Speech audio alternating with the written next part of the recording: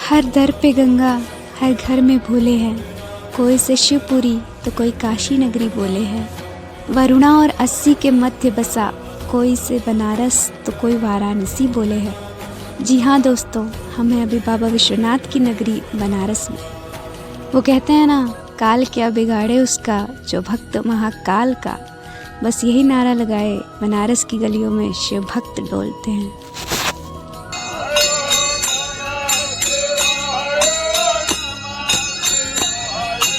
तो सुबह हम निकल पड़े 4 बजे बनारस की सड़कों पे। सुबह सुबह का नज़ारा अलग ही होता है बनारस की सड़कों का। चारों तरफ शांति ही होती है, सारी दुकानें बंद होती हैं। दुकानों के बिना तो बनारस बनारस ही नहीं लगता है। फिर भी हमारी तरह ही और भी बहुत सारे लोग घाट पे जा रहे थे नहाने। सुबह का टाइम सबसे सही होता है, वहाँ घाट पे ज़्यादा भीड़ भी नहीं होती है और सुबह सुबह का नज़ारा देखने में भी घाट का एक अलग ही मज़ा है। यहाँ पे आके शांति से घूमना चाहिए हमें। फाइनली हम लोग दशाश्वमेध घाट आ गए हैं। अरे यहाँ पे एक राधा कृष्ण जी का मंदिर दिखा मुझे, है ना। पहले भी कई बार आ चुके हैं, पहली बार नोटिस किया। सुबह सुबह आती घंटियों और भजनों की आवाज़ मन रोम रोम में एक नई ऊर्जा सी भर देती हो। घाट पे आपको कई साधुओं और अघोड़ियों के दर्शन होंगे जो कि दिन में नहीं होते।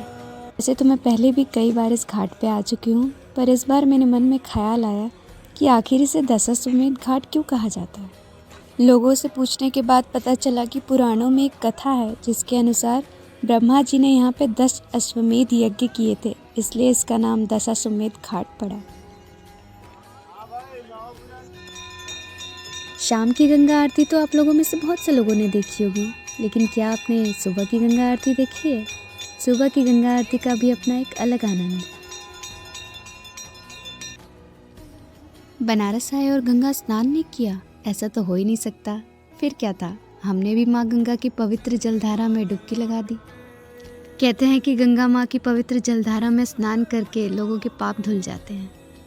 इसी बहाने हमारे भी कुछ पाप धुल जाएंगे। गाइस, अभी हम लोग गंगा घाट से नहा के निकले हैं दशाश्वमेध घाट से, और हमारी नानी याद आ गई है गाइस, इतनी ठंडे ठंडे पानी से नहा। गाइस, सुबह सुबह यहाँ पे कचौड़ियाँ, भैया यहाँ पे जलेबियाँ और कचौड़ियाँ बना रहे हैं गाइस।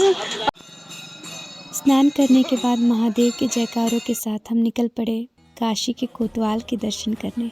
जी हाँ दोस्तों, काशी के कोतवाल यानी कि बाबा काल भैरव। भगवान शिव के रुद्र अवतार बाबा काल भैरव का काशी से बहुत गहरा संबंध है, इसलिए इन्हें यहाँ का कोतवाल कहा जाता है। ऐसा कहा जाता है कि काशी में इन्हें स्वयं महादेव ने नियुक्त किया था। मान्यता है कि काशी में रहने के लिए हर व्यक्ति को बाबा काल भैरव की आज्ञा लेनी पड़ती है।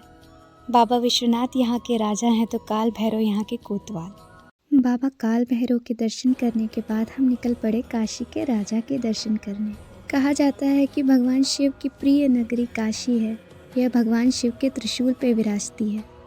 12 ज्योतिर्लिंगों में प्रमुख श्री काशी विश्वनाथ ज्योतिर्लिंग में शिव और शक्ति दोनों विराजते हैं। पूरी दुनिया में यह एकमात्र ऐसा स्थान है जहाँ शिव और शक्ति दोनों एक साथ विराजते हैं।